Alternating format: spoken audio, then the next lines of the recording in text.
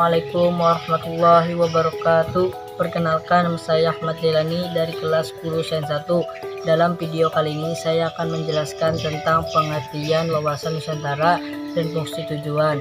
Sebelum saya menyampaikan informasi tentang pemahaman Nusantara, tentang fungsi dan tujuannya, informasi mengenai latar belakang, implementasi, dan penempatan, serta masih banyak lagi.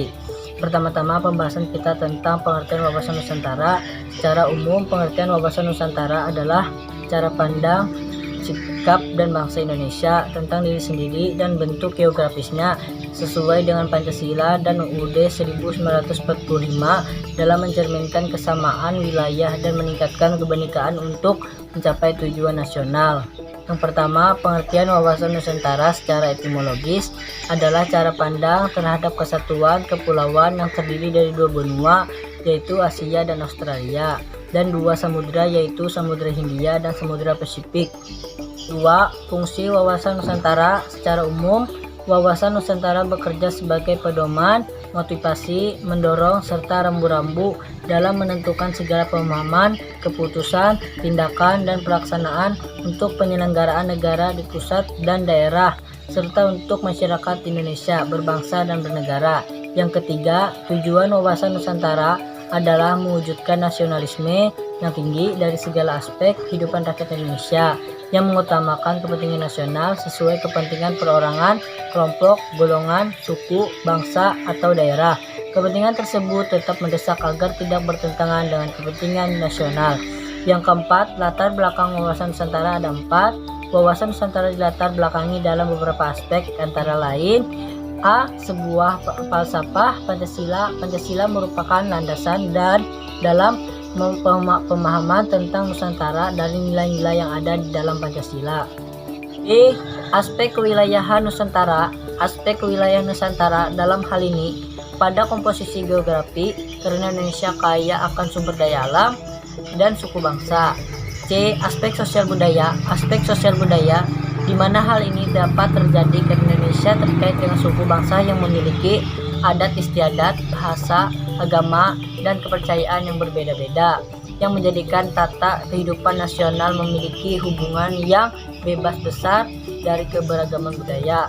D. Aspek sejarah dapat mengakses ke dunia sejarah karena Indonesia memiliki banyak pengalaman sejarah yang tidak ingin terintegrasi dalam negara dan negara Indonesia, di mana kemerdekaan yang diperoleh merupakan hasil dari semangat persatuan dan kesatuan bangsa Indonesia, sehingga harus disetujui untuk persatuan bangsa dan kesatuan wilayah Indonesia.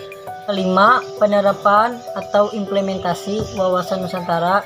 Dalam implementasi wawasan Nusantara perlunya memperhatikan hal-hal sebagai berikut: A. Kehidupan politik, B. Kehidupan ekonomi, C. Kehidupan sosial, D. Kehidupan pertahanan dan keamanan. Yang keenam, landasan wawasan Nusantara.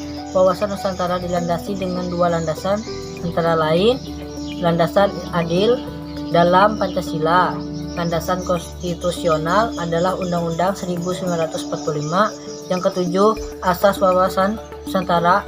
Nusantara adalah ketentuan dasar yang harus dipatuhi, ditaati, dipelihara demi mewujudkan ketaatan dan kesetiaan untuk setiap komponen atau tidak membentuk bangsa Indonesia, golongan atau suku sesuai kesepakatan komitmen bersama. Macam-macam asas wawasan Nusantara adalah sebagai berikut: kepentingan atau tujuan yang sama, keadilan, kejujuran, kerjasama, solidaritas, kesetiaan terhadap kesepakatan. Atau yang terakhir, hakikat wawasan Nusantara. Hakikat wawasan Nusantara adalah hakikat yang lengkap dengan kontribusi penuh untuk kepentingan nasional tanpa menghilangkan kepentingan lain sesuai kepentingan daerah, golongan, dan perorangan. Sekian dari video saya, kurang lebihnya mohon maaf. Wabillahi taufiq wal hidayah. Assalamualaikum warahmatullahi wabarakatuh.